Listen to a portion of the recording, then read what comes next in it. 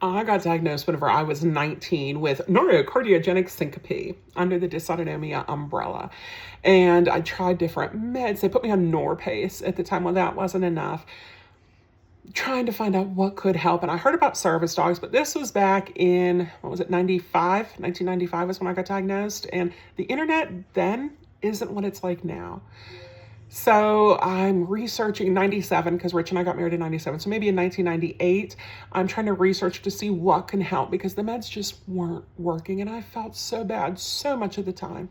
And I found out about something called service dogs. And so I'm looking them up online on my AOL dial-up internet that I shared with my parents because we were newlyweds and poor and cheap. And I found, itchy ear.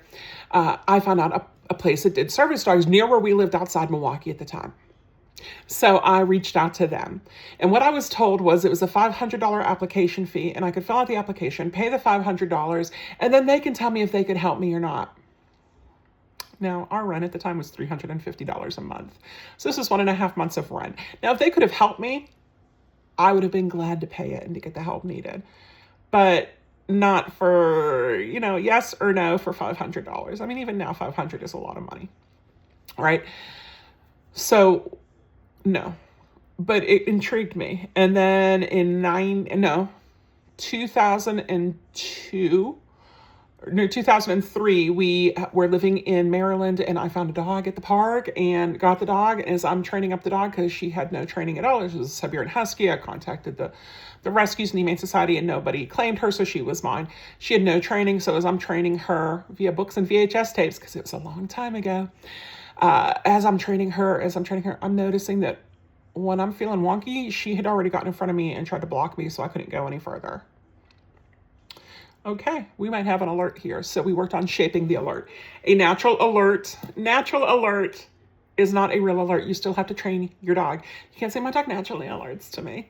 It's all good. No, you still have to train your dog, and you need to shape that alert so it's consistent. Okay.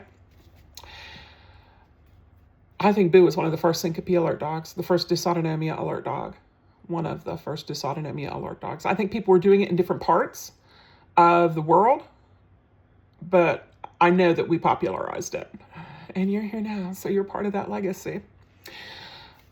What are some tasks? You're going to see some of the tasks, and you're going to hear probably some of the stories during the filming of the tasks. But for syncope alert dogs, do you want that alert? I don't always want that alert, but once I get it, I love having it. I can work on imprinting all the puppies that we have with us, and if they don't go for dysautonomia alert, if they do any sort of medical alert, they understand that scent has meaning.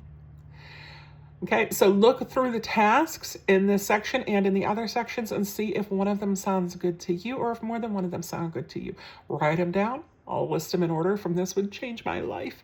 This would be cool, but it's more of a party trick because you can still train your dog tricks. You can still have fun with your dog, but we want that service dog stuff. We want to know where we're going so we can get there good.